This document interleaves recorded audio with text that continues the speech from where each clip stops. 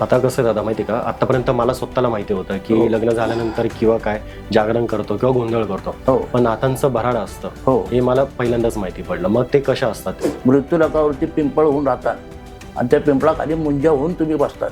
मग त्यांना ते मद्य किंवा या गोष्टी दिल्या जातात? नाही वेगळ्या नाही नाही. तिथं एक पोतं जरी तुम्ही ठेवलं ना तरी या रात्री ठेवा, दुसऱ्या रात्री सगळी खाक होऊन जाते. आणि माही पौर्णिमेच्या दिवशी भैरवनाथ सर्पचं अवतार धारण केला. तर म्हणले काय द्यायचं तुम्हाला बली? तर बोले तुझे 5 मुलं जे आहेत ना ते 5 मुलं मला बली दे.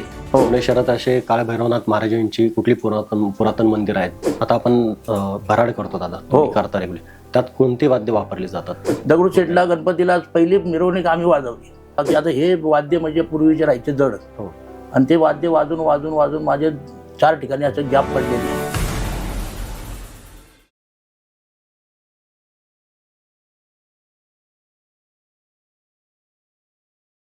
नमस्कार, मी निष्कांत चंद्रकांत दाभेकर. आपल्या सर्वांचं स्वागत आहे. आज आपण माहिती घेणार आहोत नवीन कुळाचाराबद्दल. तो कुळाचार आहे नातांचं भराड. हे खूप कमी लोकांना माहिती आहे. जसं जागरण गोंधळ असतं तसंच नातांचं भराड केलं जातं. ते का केलं जातं, ते काय कुळाचार आहे, याबद्दल आपण सविस्तर माहिती घेऊयात. त्यासाठी आज आपल्यासोबत आहेत सुरेश लसूणकुटे दादा. नमस्कार दादा. नमस्कार नमस्कार. मी सुरेश नारायण लसूणकुटे. मी गोंधळी व्यवसाय करतो. गोंधळ, जागरण, भराड हे विधी करणं आमचं कर्तव्य आहे आणि आम्ही करतोय. पण आज आपल्याला जे काय ऐकवायचं आहे तर भैरवनाथाचं भराड. हो, की भैरवनाथाचं भराड घालायचं कशा करता की आपल्या वास्तूमध्ये, जेणेकरून सगळीकडं भरभराट असावी, धनधान्याला, डागडागिन्यांना, सर्वांना असे भरभराट असावी म्हणून भैरवनाथाचं भराड करावं लागतं. आणि हे कधी करतात की आपल्याकडं मंगल कार्य झालं, शुभ कार्य झालं किंवा वास्तू घेतली की आपण हे भैरवनाथाचं भराड करतो. आता कसं आहे दादा माहिती का, आतापर्यंत मला स्वतःला माहिती होतं की लग्न झाल्यानंतर किंवा काय जागरण करतो किंवा गोंधळ करतो, पण नातांचं भराड असतं हे मला पहिल्यांदाच माहिती पडलं. मग ते कशा असतात, त्याची काय विधी वगैरे? भराड म्हणजे असा विधी आहे की त्याच्या भैरवनाथाचं भराड करण्याकरता डमरू लागतो. डमरू, टाळ आणि तुंतुन, तर हे 3 जण भराडी असतात आणि भराड करतात. चौक भरायचा आणि चौक भरून ड्युटी लावायची आणि भैरवनाथाचं चांग भले म्हणायचं आणि तिथनं आव्हान करायचं, भैरवनाथा भराडाला या, गणपतीराया भराडाला या. दैवजांना सर्वांना बोलवायचं. मग भराड चालू झालं की मग त्यानंतर गण होतो. गण झाल्यानंतर भैरवनाथाचं पद होतं. पद झालं की मग ते लागावळ चालते. मग कसे भैरवनाथ निर्माण झाले, कुठून झाले, काय झाले, हे सगळं सांगायला लागतं. मग आपण त्याबद्दल जास्त सविस्तर जाणून घेऊयात. काळ भैरवनाथ महाराजांविषयी आपण सुरुवात करूयात. कशी त्यांची उत्पत्ती झाली? ही उत्पत्ती अशी झालेली आहे की ज्या वेळेला 3 जण ब्रह्मा, विष्णू आणि महेश हे तपश्चर्या करण्याकरता बसलेले हिमालयात, तपश्चर्या करता करता ब्रह्मदेवांना मनामध्ये एक विचार आला की मी ही सगळी सृष्टी निर्माण केलेली. त्यानंतर विष्णूला असं वाटलं की मी सगळं पालन पोषण करते आणि हे शंकर भगवान काय करत नाही तर नुसतं जन्म मरणाचा फेरा त्यांच्या हातात आहे. तर ब्रह्माला आणि विष्णूला असा काय गर्व झाला की आमच्यासारखे थोर कोणच नाही, असं त्या भगवंताच्या अंतरी कळालं की ह्या दोघांना अभिमान झालेला आहे. अभिमान झाला आहे असं म्हणल्यावरती मग शंकरांनी ध्यान सोडलं. ब्रह्माकडं पाहिलं, विष्णूकडं पाहिलं, म्हणले काय चाललं आहे तुमचं? आपण ध्यानस्थ बसलेलं आहे, आपण ध्यान करतोय. म्हणलं असं नाही की आमच्या मनामध्ये असा भेद आलेला आहे की आम्ही जे काय करतोय ते तुम्ही काय करत नाहीत. म्हणले मग तुम्ही काय केलेलं आहे? तर बोले मग असं करा, तुम्ही 21 स्वर्गाची माहिती मला आणून द्या. आणि विष्णूला सांगितलं की तुम्ही 7 पाताळाची माहिती मला तुम्ही आणून द्या, तर मी तुम्हाला श्रेष्ठ मानेन. तर बरं बोलली, आज सृष्टीचे करते आपण 3 जण आहेत म्हणल्यावर तर आम्हाला हे सोपं जाईल. मग ब्रह्मदेव गेले स्वर्गाला आणि विष्णू नारायण गेले पाताळात. असं करता करता करता 21 स्वर्गाचा काय अंत लागायला तयार नाही. ब्रह्मदेवाला काही कळायला तयार नाही 21 स्वर्ग किती उंच आहेत. आणि आपण तर महादेवाला शब्द दिलेला आहे, काय करायचं? मग 7पर्यंत आले, म्हणजे 7 स्वर्ग ते आले. आल्यावरती त्या ठिकाणी एक गाई भेटली त्यांना कामधेनू. काम ध्यानून मी पाहिलं ब्रह्मदेवाला. देवा म्हणले तुम्ही इकडं कसे काय आले? तर बोले मला 21 स्वर्गाचा अंत लावायचा आहे. तर म्हणले नाही लागायचा, 21 स्वर्गाचा अंत तुमच्या ज्याने लागणार नाही. तर मग आता काय करायचं? मी महादेवाला शब्द दिलेला आहे की मी त्याचा अंत लावून आणणार. तर म्हणलं आता तिथून खाली परत जायचं मग अपमान होईल. तर म्हणले असं कर तू काम ध्यानू, तू मला जामीन हो. कसं करता की ब्रह्मदेवाने 21 स्वर्गाची माहिती बरोबर आणलेली आहे म्हणून असं जामीन होशील का? होईल म्हणले, तुमच्यासाठी मी येईन. बरं. पाताळामध्ये गेले विष्णू. सप्त पाताळाचा काय अंत लागायला तयार नाही. मी त्यांनाही विचार पडला आता आपण काय करायचं? आपण तर शब्द दिलेला आहे पण पाताळाचा काही शोध लागत नाही. पण त्यांना भेटला तेरडा. तेरडा म्हणजे तेरड्याचे फुलं येतात ना, तो तेरडा. समोरनं पाहिलं, विष्णू देवाला नमस्कार केला. म्हणजे देवा तुम्ही इकडं कसे काय? बोले आम्हाला सप्त पाताळात जायचं आहे. तर बोले सप्त पाताळावरती पावलं आहेत, त्यांचा अंत लागणार नाही. तर मग काय करायचं? तुम्ही आम्हाला एक जामीन व्हा, आपण महादेवाला जाऊन सांगू.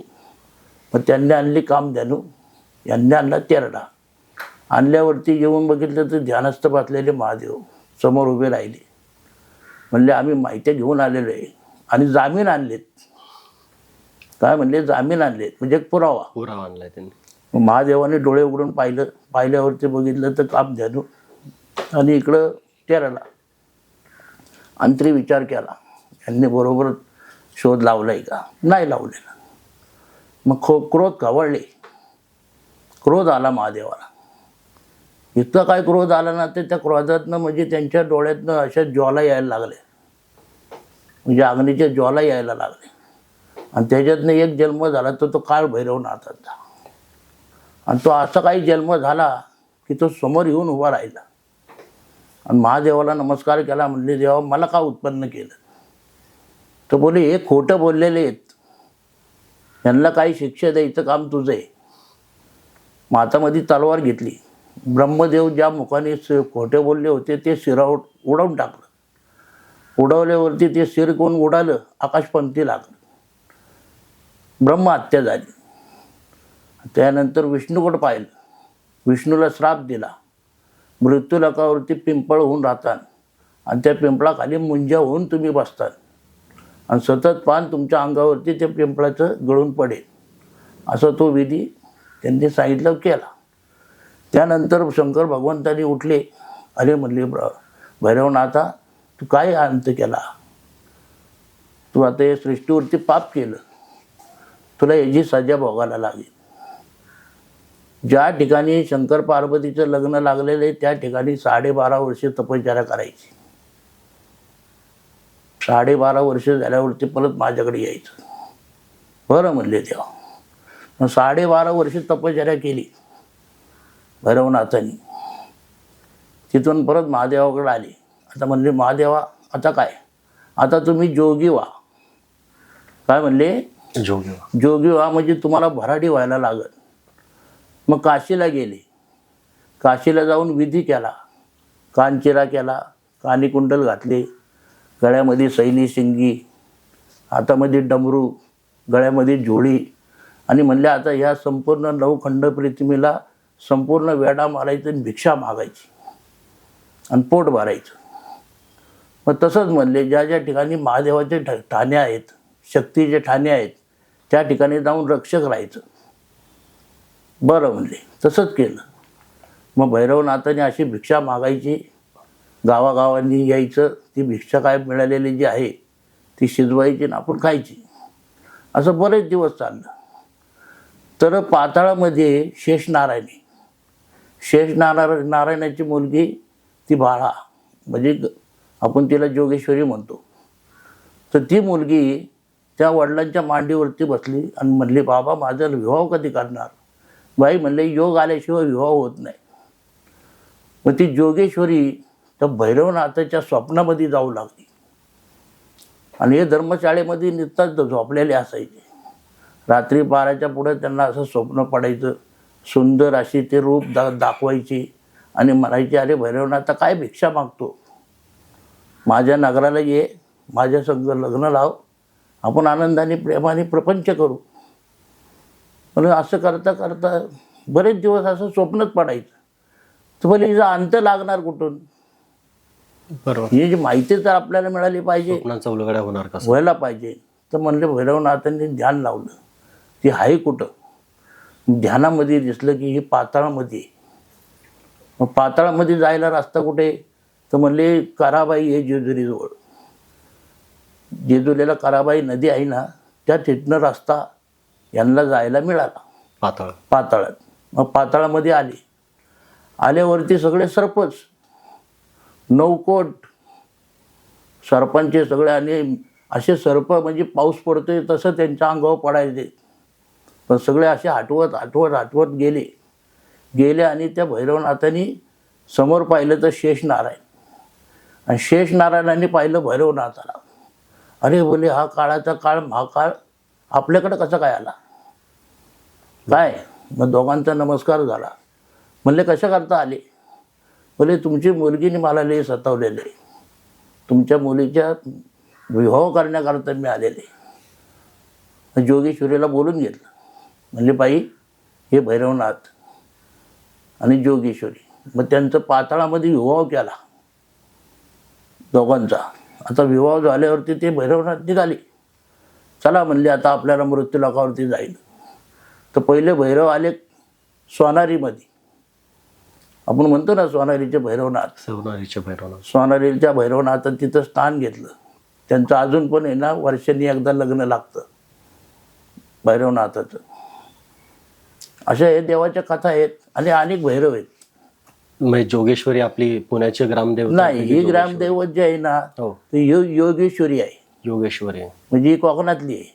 आणि ही जोगेश्वरी. जोगेश्वरी. योगेश्वरी आणि जोगेश्वरीमध्ये फरक आहे. दादा, आतापर्यंत आपण ऐकलं की भराड कसं चालू झालं, नाथांची उत्पत्ती कशी झाली. हो. तसे नाथांचे अजून किती आहेत, म्हणजे रूप किती आहेत आता? रूप अनेक आहेत. हो, भैरवनाथाचे रूप अनेक आहेत. तसे शिवशक्तीचे रूप अनेक आहेत ना, हो, त्याप्रमाणे भैरवनाथाचे रूप अनेक आहेत. का की हे क्षेत्रपाळ आहे. दैवताच्या आधी येऊन त्यांची स्थापना होत असते आणि मग दैवतांना सांगतात की आता या ठिकाणी तुमचा मुक्काम झाला पाहिजे. आता आपण तुळजापूरला जरी गेलो तर तिथं पहिले भैरवनाथ गेलेत. जेजुरगडला गेलो तर तिथं पहिले भैरवनाथ गेलेले आहेत. हो. आपण गावाच्या वेशीवर कुठे गेलो तरी पहिले काळ भैरवनाथ. हे पहिले जाऊन तिथं जागा शोधायचे. हो, त्यांचं काम. आदिमाय शक्तींनी यांना सांगायचं की तुम्ही जाऊन जागा शोधा तिथं, कोणत्या भूमीमध्ये आपल्याला तिथं स्थान घ्यायचं म्हणून. मग यांनी पहिलं जायचं भैरवनाथांनी. म्हणजे गस्त मारायचीच ना, का की हे जोगीच ते भराडीत झालेले ना. हो. बरं, हे भराडी झालं, गोंधळी झालं, वाघे झालं, हे सगळे दैवताचे रूप आहेत. आणि त्यानुसार हे गोंधळी, भराडी, आराधी, जोगती हे सगळे त्या रूपामध्ये त्या जगदंबीच्या इथे येत असतात. आपल्या अध्यात्माचा प्रचार करत असतात, प्रचार करत असतात. आपल्या धर्माचा प्रचार करत. बाकी रूप सगळे देवांनीच घेतलेले. आता वासुदेव म्हणलं तरी श्रीकृष्णच झाले. हो, बघा तुम्ही. अजून मेडांग्या म्हणलं तरी भगवंतच झालेले. पहिले ते रूप त्यांनी घेतले आणि त्यानंतर मग या जाती निर्माण झालेले की अशा अशा अशा अशा. काळ भैरवांची रूप असे. काळ भैरवाची रूप अनेक आहे. आता सोनारीला आली. हो, सोनारीवरून आबापूरला गेली. आबापूरहून भक्तांनी जशी सेवा केली तसे गेले, आबापुरी गेली. त्याच्यानंतर तुम्हाला सांगतो वीरला आली. असे वेगळे वेगळे ठिकाणी असे अष्टभैरव, बाळभैरव, काळभैरव, फटिक भैरव, रुद्रभैरव, शेंद्री भैरव, असे त्यांचे अष्टभैरव आहे. आणि नावं अनेक अनेक आहेत देवांची. हे भैरवनाथांचे ही मेन रूप आहेत. मेन रूप आहे. तसे 64 भैरव आहेत. 64 भैरव आहेत. 64 भैरव आहेत. हां. आणि हे भैरवनाथांचं लेणं म्हणजे काय आहे? भस्म. भस्म. भस्म लागतो त्यांना. त्यांना आवडतं काय त्यांचं प्रिय? आवडतं म्हणजे कण्हेऱ्याचे फुलं, एरंड्याचे फुलं, तुम्हाला सांगतो कडू भोपळ्याचं पतार, भोपळ्याच्या घाऱ्या, भोपळ्याचा स्वयंपाक. का की काशी नगरामध्ये राहिल्यामुळे ते काय झाले, काशी भैरवनाथ.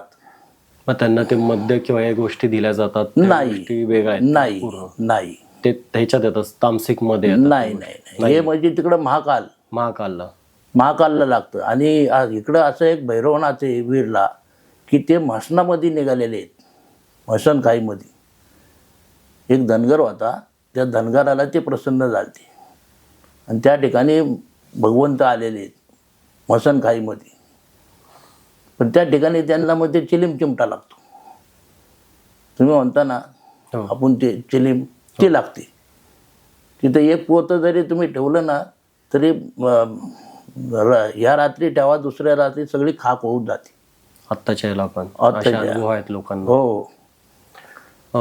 हे भराडची सुरुवात कशी होते नक्की? भराडाची सुरुवात म्हणजे आता आपण चौक मांडलाय. हो. चौक मांडल्यावरती भैरवनाथाची आराधना.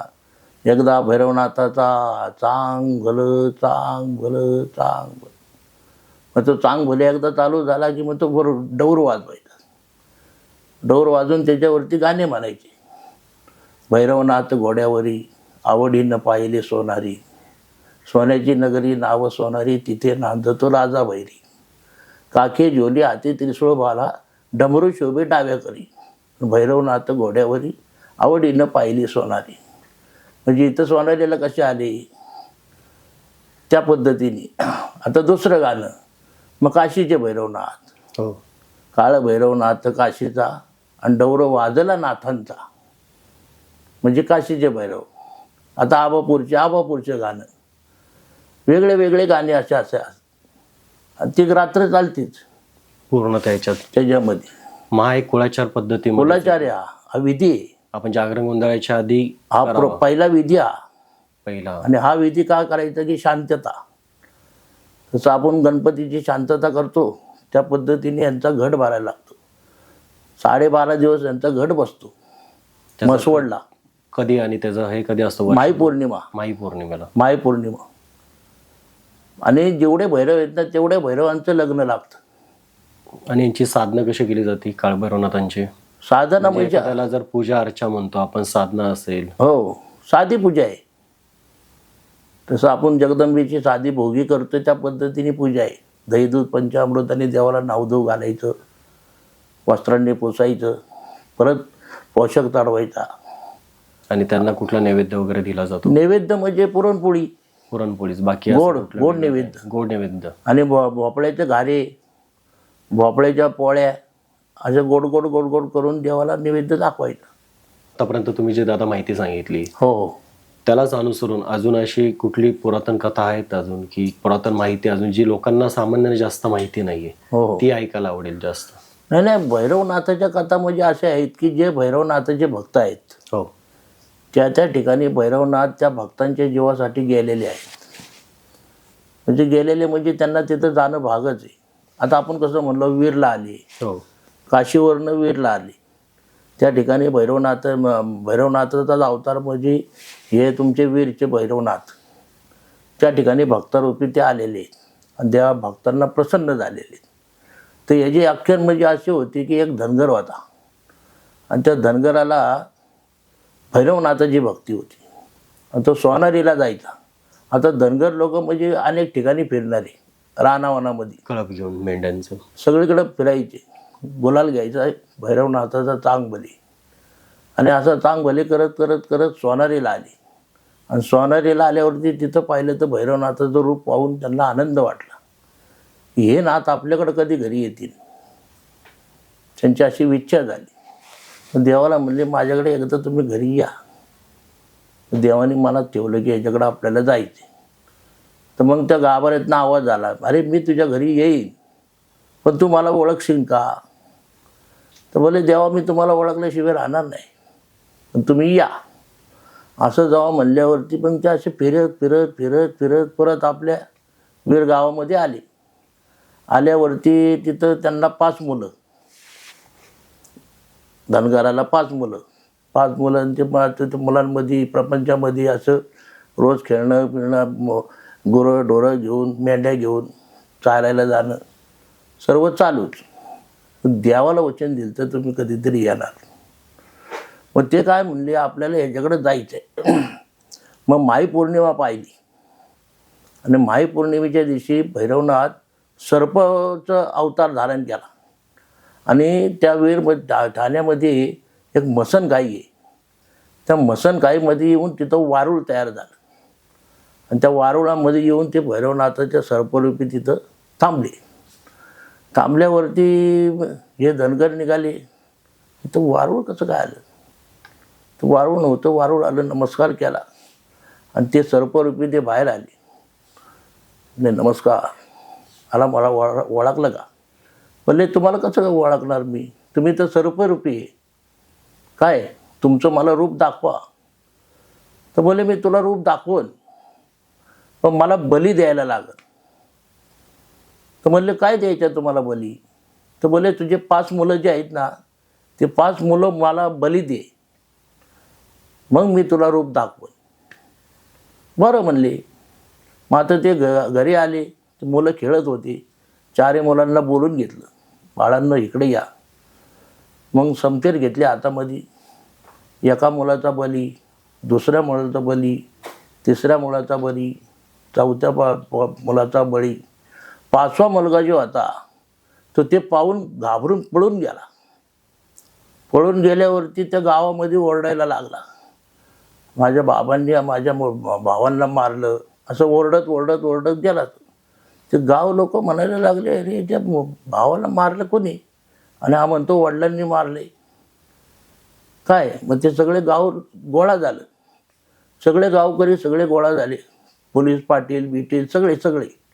आणि त्या मुलाला घेतलं. म्हणले काय झालं रे? बाबांनी मारून टाकलं.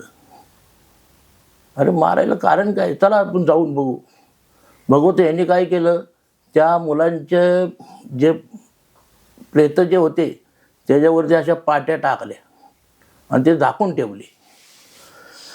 आणि असं करता करता करता लोक म्हणले, सगळे धावून आले. अरे म्हणले कमळाजी, तू तुझ्या मुलांना मारून टाकलं, हा मुलगा सांगतोय खरं? हां, याचं खरं आहे का खोटं आहे?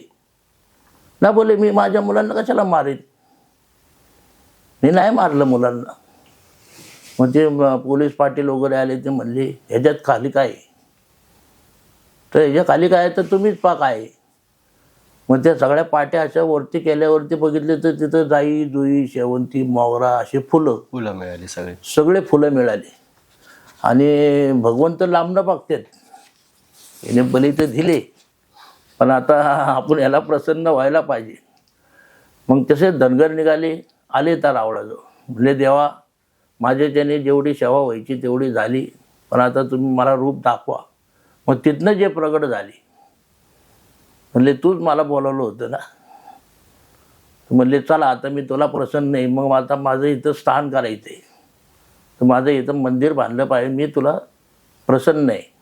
मग धनगर लोकांनी सगळ्यांनी मिळून देवाचं मंदिर बांधलं. अशा थोड्या थोड्या तुटक्या कथा आहेत वेगळ्या. प्रत्येकाचे जसं तुम्ही क्षेत्रात जासाल वेगवेगळ्या, काशीला जाऊ ह्याला जाऊ, तसं वेगवेगळ्या त्या कथा प्रचलित आहेत. हो. आता म्हसवडला जी कथा आहे तर ते म्हसवडचे तिथले 2 दैत्य मातले होते. त्या म्हसवडला 2 दैत्य मातल्यामुळं त्या भैरवनाथाने, म्हणजे म्हसवडचे सिद्धनाथ, त्यांनी असा अवतार धारण केला भैरवनाथाचा आणि त्या दोन्ही दैत्यांचं युद्ध केलं. युद्ध करून त्यांना मारून टाकले, म्हणून ते म्हसवडचे सिद्धनाथ झाले. अशा वेगळ्या कथा आहेत. दादा, आतापर्यंत आपण माहिती घेतली, पण आता आपण पुणे शहरात राहतो. पुणे शहरात असे काळ भैरवनाथ महाराजांची कुठली पुरातन मंदिर आहेत, त्यांची काही माहिती वगैरे? असं पुरातन मंदिर म्हणजे आता तुम्हाला सांगू का, कसबा पेठमध्ये एक काळ भैरवनाथाचं मंदिर आहे, जुनं. त्याला म्हणतात आपल्याला जुना काळ भैरवनाथ. तर ते भैरवनाथ आलेले आहेत त्या भक्तांच्या सेवेकरताच आले तिथं, की भक्तांनी हाका मारली म्हणून ते तिथनं काशीवरनं तिथं आलेले आहेत. आणि ते आल्यावरती ते देवरे म्हणून आहेत, त्यांच्या मागं आले. तिथं तर आले तर 2 आले, जोगेश्वरी पण आले आणि भैरवनाथ पण आले. तर बोले या ठिकाणी आमची तुम्ही पूजा अर्चा करायची, भगवंतांनी सांगितलं. मग पूजा अर्चा तिथं चालू झाली आणि ते नेहमी आपली पूजा करायची. रविवार, तो अमावस्या, पौर्णिमा असं नेहमी. आणि सगळे भक्त म्हणजे तिथं सगळे कसबा पेठमधले सगळे. आणि कसब्यामध्ये इतके काही दैवते आहेत, भरपूर दैवते. का की हा मूळ कसबा जो आहे, तर मूळ कसबा म्हणजे छत्रपती. सगळ्यात पेठ पहिली असेल तर ही छत्रपतींनी स्थापना केलेली कसबा पेठ. आता कसबा पेठचा म्हणजे गणपती राय आहे, राम मंदिर आहे, नरसिंह मंदिर आहे, खंडोबा मंदिर आहे, यमाई मंदिर आहे, तुकाई मंदिर आहे, तसं भैरवनाथाचं मंदिर आहे. तिथं अनेक ठिकाणी बसलेले आहेत. तुम्ही कुठेही जा तिकडं चारी बाजूला तो वेढा मारलेला आहे. गावकसला गेले तर गावकसचा मारुती आहे भैरवनाथाचा. आता हे भैरवनाथ जे आहेत तर यांची सेवा कोण करत होते तर लडकत. तर लडकत अशी सेवा करत होते की परमात्माला प्रसन्नच करून घेतलं त्यांनी. मग एक दिवशी म्हणले देवा चला आमच्या संग. बोलले देवाला, देव म्हणले येणार आहे. चला म्हणले तुम्ही पुढं, तुमच्या मागं आम्ही घोड्यावर येतो. काय म्हणले? घोड्यावर आम्ही येणार आहे. तर भैरवनाथ आणि जोगेश्वरी घोड्यावरती बसले आणि हे पुढं चाललेत भक्त. आता येता येता येता येता येता येता म्हणले आता त्या घोड्याच्या टापाजवळ ज्या लडकतांच्या कानावर येत होत्या त्यावर ते म्हणले देव आपल्या संग येतात. आणि मध्येच घोड्याच्या टापा बंद झाल्या म्हणून त्यांनी तिथं मागं वळून पाहिलं. मागं वळून पाहिल्यावरती परमात्मा तिथं स्तब्ध झाली. अरे तुला माझी प्रसिद्धी पाहिजे होती ना, मग आता मी इथपर्यंतच. म्हणून त्या लडकतांना प्रसन्न झाले. ती सेवा आजतक चालू आहे. तसे ते मंदिर कुठे आहे? काळ भैरव, नवीन भैरवनाथ कसबा पेठेत येते. कसबा पेठेत येते. ते पण कसबा पेठेत येते. आणि दुसरं भैरवनाथाचं मंदिर जे आहे ते सोमेश्वर, ते रविवार पेठ. तर सोमेश्वरच्या इथं तर ते भैरवनाथ कुठून आलेले आहेत? काशीहून. कारण की त्या ठिकाणी सोमेश्वर पण आहेत. जगदंबेचं पण मंदिर आहे, गणपतीचं पण मंदिर आहे. आणि त्या ठिकाणी असे ते का पहिले जे आले भैरवनाथ तर तिथं शेती होती. तिथं पण लडकतांची जागा होती. म्हणजे आपले पूर्वीसारखी शेती होती आणि फुलाचे सगळे बाग. आणि हे काय करायचे लोक? नांगरायचे ना. तर नांगरता नांगरता नांगरता नांगरता तो खोळ जे आहे तो लागला खाली पिंडीला. पिंडीला लागले तर तिथनं रक्ताची धार अशी ओढाली सोमेश्वर मंदिरमध्ये. तर ते घाबरले. अरे अरे इथं कसं काय आपलं? ते येऊन पाहिलं तर ते रक्ताची धार. आणि भैरव तिथं पुढत होते. भैरव म्हणले अरे शांबाचं मंदिर आहे. मग तिथं शिवपिंड तयार झालेली.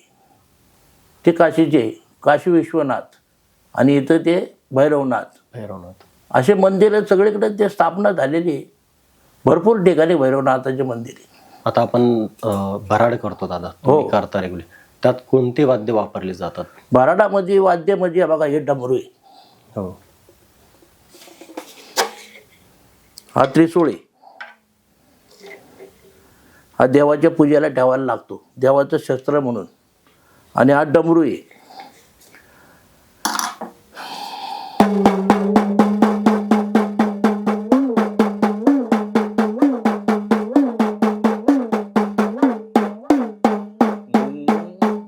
बोला भैरवनाथाचा चांगले, सिद्धनाथाचा चांगलं, काशी विश्वनाथाचा चांगले.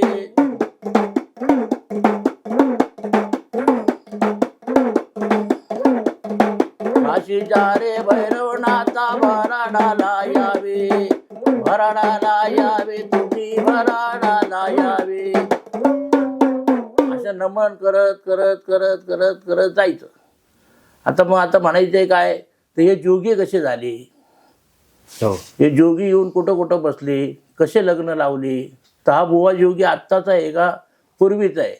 मग ते बुवा जोगी रे बुवा जोगी, अनुहात वाजवू शिंगी, हे चालूच. अनंत योगाचा हा तिथं, तिथं न झोळी शिवरी सप्त धातुत, धातुत न दोरे दोन पवन सुत, तव शून्याची केली भूत, लावितो अंगी अनुहात वाजवू शिंगी.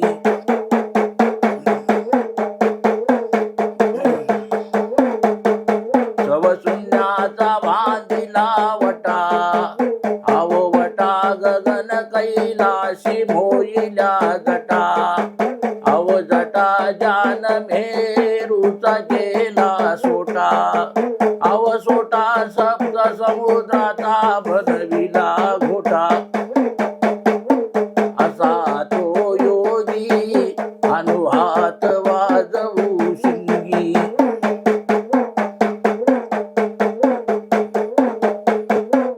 चौदा चक्राची बांधली मडी आवो मडीन हाती घेऊन ज्ञान तुंबडी तुंबडीन हाती घेऊन ज्ञान तुंबडी आव चंद्र सूर्य नवलाख जोडी वाजवी शिंगी अनुहात वाजवू शिंगी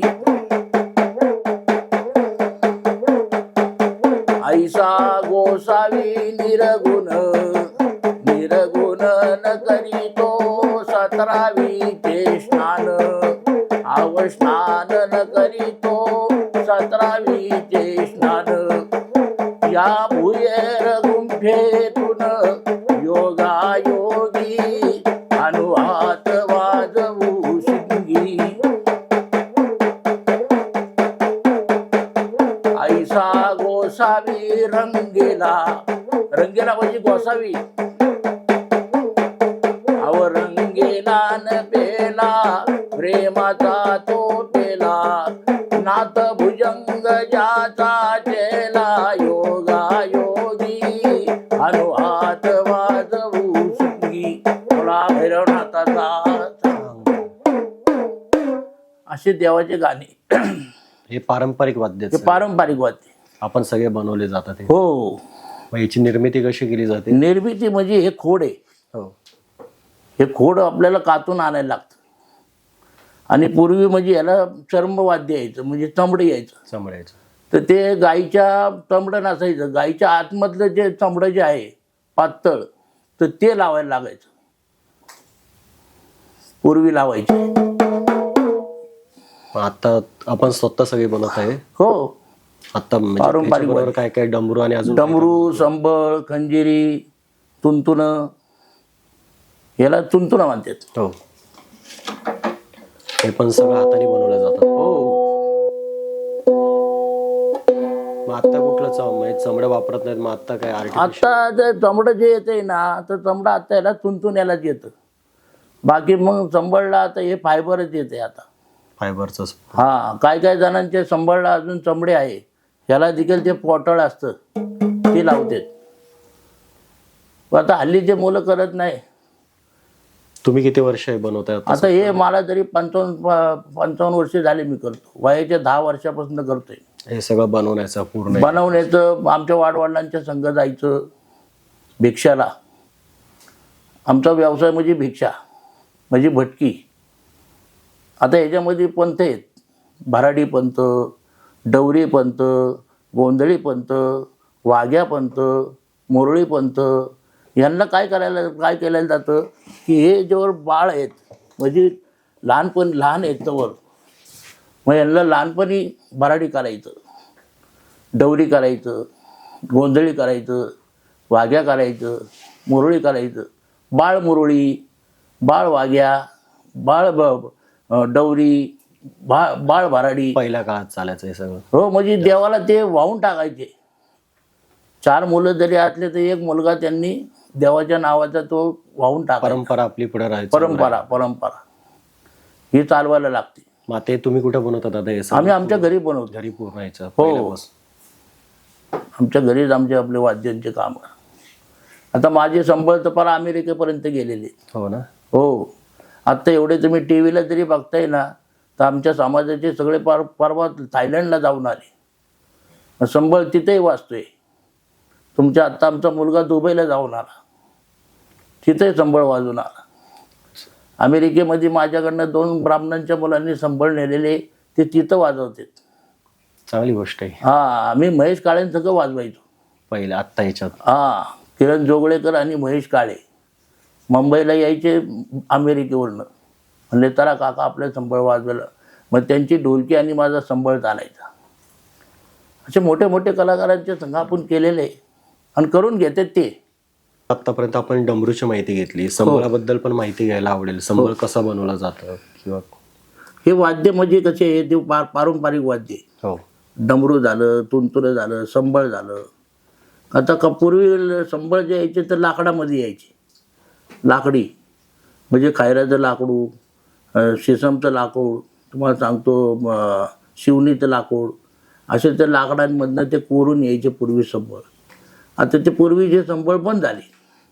मग आता लोखंडीमध्ये यायला लागले, काय तांब्यामध्ये यायला लागले, काय पित्तळमध्ये यायला लागले.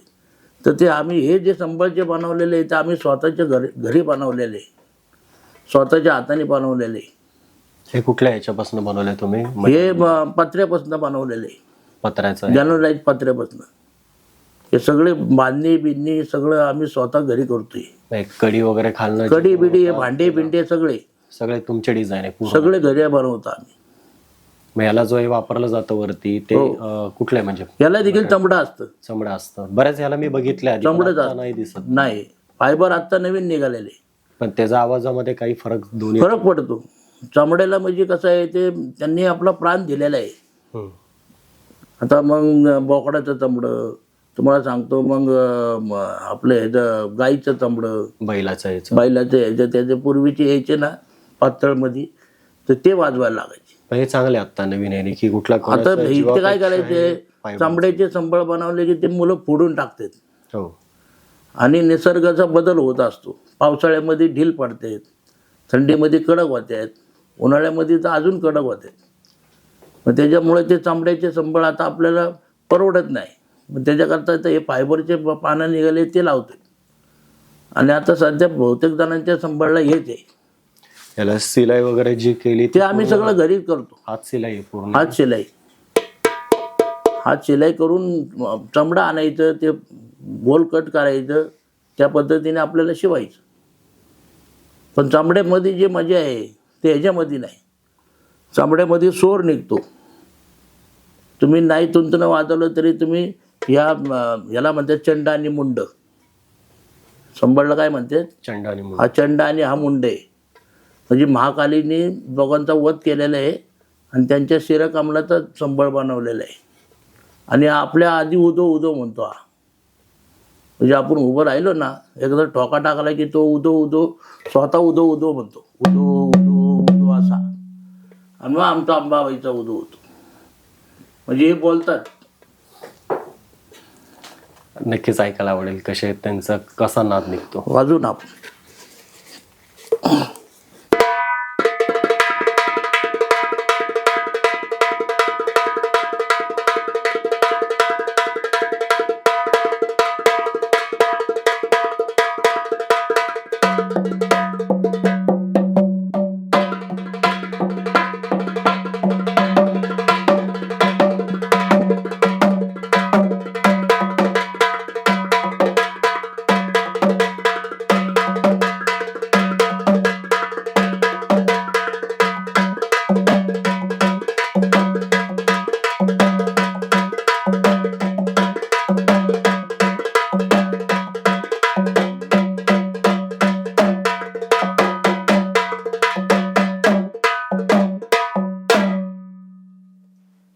चालू त्याच्यावरती मग आपले गाणे चालू, नवीन जुने असे गाणे त्याच्यावर चालतात. किती वर्ष दादा तुम्ही हे संबळ वादन केले? आता 55 वर्ष तरी झाले. अजून नवीन पिढीला तुम्ही मार्गदर्शन करता? सगळ्यांना शिकवतो आम्ही. कारण आता नवीन आपल्या ढोल ताशा पथकांमध्ये पण संबळाचं खूप महत्व आहे. हो. अहो पूर्वी पहिल्यांदा आम्ही चालू केलं. हो ना. दगडूशेठला गणपतीला पहिली मिरवणूक आम्ही वाजवली. 2 जणच होतो संबळला आणि 3 बँडवाले होते. तर ते 2 संबळवाले एवढे काही जोरात चालू होतं आम्ही, म्हणजे ती खुशीच. मग तिथनं चालू झाले संबळ. आता नवीन पोरांच्या माझ्याकडे 100 संबळाची ऑर्डर आली. 100 संबळ पाहिजे. चांगलं आहे ना, नवीन आपल्या पिढीपर्यंत आम्ही म्हटलं दैवताचं वाद्य आहे सगळी. मग दैवताचीच इच्छा असेल. हो. आपल्याला एवढ्याशा दादा सेवा करताना कधी आली अशी सेवा म्हणजे आम्हाला त्याचा अनुभव गोष्टी अनुभव आले असे? अनुभव आलाय चांगला चांगला. कधी दृष्टांत गोंधळाला उभं राहिलं की आईसाहेब तिथं येतात. तुम्हाला त्या गोष्टीचा अनुभव येतोच? हो. आम्ही एकदा हाका मारली ना, हो. जगदंबा यावं, तर ते असे संचारारूपी येतात. मग देवीचा दृष्टांत म्हणजे तुम्ही जिथं जाता हे करायला, जागरण गोंधळ किंवा भराड करायला जाता, त्या ठिकाणी तुम्हाला एक असं एक प्रचिती येते. आपण प्रचिती असं आहे, बोलू. ती प्रचिती आहे. मग अजून काय असे अनुभव आलेले आपल्याला? अनुभव म्हणजे प्रत्येक ठिकाणी नाही होत असं. काही काही ठिकाणी अशी ती काही ज्योत लागल्या जाते हो. की आमचं नामस्मरण एवढं काय म्हणजे आम्ही त्याच्यात गुंग होत असतो. आणि गुंग झालं की ते वाद्य वाजतं वाजता वाजता वाजता समोरची युक्ती कोणतरी बसलेली असते, स्त्री असो किंवा पुरुष असो, तर ती आपाप अशी संचार खेळत खेळत ते खेळत वेगळ्या फेज मध्ये जाते ते हा तुमच्या ती वाद्यापेक्षा. खेळत खेळत खेळत खेळत खेळत तिथं त्या गटापर्यंत येते आणि खेळती भरपूर. पण तुम्हाला दादा आता तसं म्हणलं तर आता तुमचं वय, या हो. वयानुसार कधी तुम्हाला एवढ्या वेळ वाद्य वाजवता वगैरे कधी काय असा त्रास नाही झाला? त्रास म्हणजे असं तुम्हाला सांगू का की आता हे वाद्य म्हणजे पूर्वीचे राहायचे जड, हो. आणि ते वाद्य वाजून वाजून वाजून माझे 4 ठिकाणी असं गॅप पडलेली, मनक्याचे गॅप पडलेले. तरी तुम्ही वाजवता अजून पण? वाजवता म्हणजे आता डॉक्टरांनी सांगितलं मला तुम्ही हे बंद करा. कधी सांगितलं होतं हे? आता याला जवळजवळ 10-15 वर्ष झाली. तरी तुम्ही म्हणजे अजूनपर्यंत 12 वर्ष सेवा देतात? सेवा देतात म्हणजे माझा उद्योगच तो आहे ना. मला हे सेवा करण्याशिवाय माझं पोट भरणार कसं, माझा प्रपंच कसं काय चालणार. आणि तुमची सेवा पण आहे, सेवा आहे आणि देव आम्हाला करून घेतो त्यांच्याशिवाय तुमच्याकडे. करमत नाही, आम्हाला झोप येत नाही. आम्हाला एखाद्याने कामाला जरी नाही नेलं की आम्ही आपलं नाराज होऊन बसतो, पण काम हे पाहिजे. पण तुम्ही आता आपण माझ्याशी बोलता बोलता एक हे केलं होतं की बाबासाहेब पुरंदरेंचं तुम्ही काहीतरी सांगत होता. बाबासाहेब पुरंदरेंकडे आम्ही दरवर्षी गोंधळाला वाड्यावरती जायचो नवरात्राच्या अष्टमीला, आणि त्यांच्याकडे डॉक्टर लोकरे होते. तर ते डॉक्टर लोकरे काय म्हणले की हा माणूस आदू आहे. बाबासाहेबांना सांगितलं याला 4 ठिकाणी गॅप आहे, तरी हा संबळ वाजवतोय, आणि मी सांगितलं होतं की वाजवू नको म्हणून. तर बाबासाहेब पुरंदरे काय म्हणले, अहो बोलले लोकरे, ते हाडाचे कलाकार आहेत, ते तिच्या समोर उभे आहेत, जगदंबे समोर उभे आहेत, त्यांचा प्राण गेलं तरी ते मागं हटणार नाही. कारण की आपले मावळे जसे आहेत ना तसे गोंधळी हे पूर्वीचे आहेत, ते पेटतच राहणार. बाबासाहेब करतच राहणार धर्माचा पूर्ण आपल्या धर्म आपल्याला अभिमान आहे त्याचा, आणि हे करत करत आतापर्यंत चालू आहे. आता मुलं करतात, नवीन पिढी तुमची आली. हा मुलं करतात, मेवणे करतात.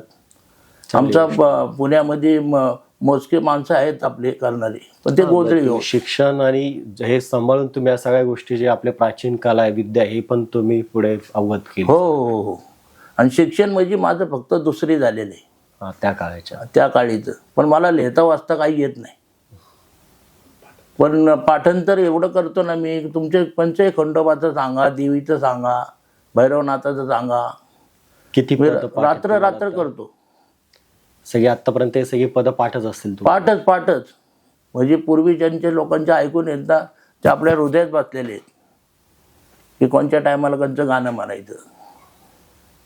वेगळे वेगळे गाणे गवळणी ती चाल वेगळे वेगळे लावून करायचं, तर चालली सेवा आपली. अनादि निर्गुण प्रगटली भवानी,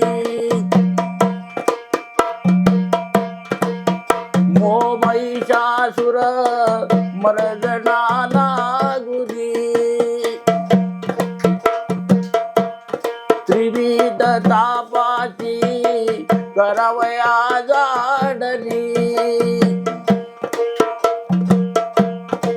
भक्ताला बी तू पावसी निर्वाणी.